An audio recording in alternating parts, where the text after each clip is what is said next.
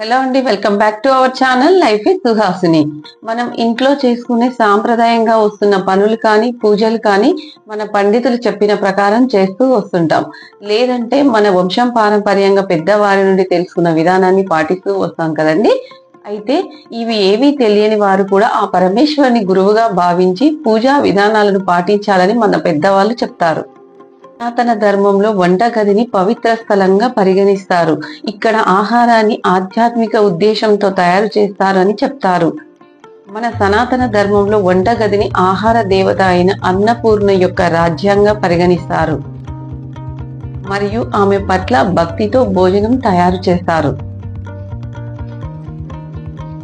అందుకే వంటగదిని ఎప్పుడూ పరిశుభ్రంగా ఉంచుకోవాలి. అన్నపూర్ణాదేవి కొలువుండే వంటగదిని పరిశుభ్రంగా ఉంచుకోవటం వల్ల మన ఇంట్లో ధాన్యానికి కొదవ ఉండదని మన పండితులు చెప్తారు. వంట పూర్తి అయిన తర్వాత చాలా మంది క్లీన్ చేయకుండా అలాగే వదిలేస్తుంటారు. వంటగదిని పరిశుభ్రంగా ఉంచకపోవడం వల్ల దరిద్రానికి సంకేతంగా చెప్తారు. వంట చేసే విధానాన్ని ఆధ్యాత్మిక సాధనంగా భావించాలి అని మన సనాతన ధర్మం చెప్తుంది. మనం ఆహారం తయారు చేసేటప్పుడు దృష్టిని కేంద్రీకరించి సానుకూల ఆలోచనలతో తయారు చేయాలి. వంటగదిని శుభ్రంగా ఉంచుకోవడం అనేది చాలా ముఖ్యం. ఎందుకంటే ఇది ఒకరి అంతర్గత స్వచ్ఛతకు ప్రతిబింబంగా పరిగణించబడుతుంది.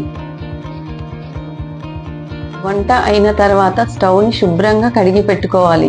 శుభ్రం లేని స్టవ్ పైన అస్సలు వంట చేయకూడదని మన పెద్దలు చెప్తారు.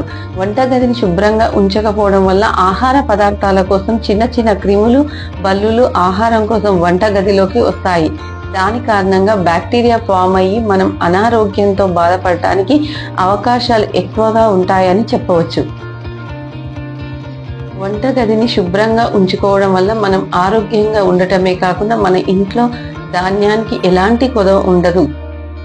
ముఖ్యంగా వంట చేసేటప్పుడు ప్రేమతో ఆధ్యాత్మిక ఆలోచనలతో వంట చేయాలని మన ఆధ్యాత్మికవేత్తలు చెప్తారు. అంటే ఏ రకమైన నెగిటివ్ ఆలోచనలు మైండ్లో పెట్టుకోకుండా మంచి ఆలోచనలతో వంట చేయాలి. దీనివల్ల మనతో పాటు మన ఇంట్లోని వారు ఆరోగ్యంగా ఉండటమే కాకుండా మంచి ఆలోచనలతో జీవితాన్ని కొనసాగిస్తారు. మన కుటుంబం క్షేమంగా ఉండాలంటే వంటగదిని పరిశుభ్రంగా ఉంచుకోవాలి. అంతేకాకుండా ఆహారాన్ని ఆధ్యాత్మిక ఆలోచనలతో తయారు చేయాలి. చూసారు కదండి, ఈ వీడియో తప్పకుండా మీకు నచ్చుతుందని కోరుకుంటూ అందరూ ఆయుర ఆరోగ్య ఐశ్వర్య సుఖ సంతోషాలతో వర్ధిల్లాలని మనస్ఫూర్తిగా పరమేశ్వరుని ప్రార్థిస్తూ మీ life with Suhasini. Please subscribe, like and share. ధన్యవాదములు.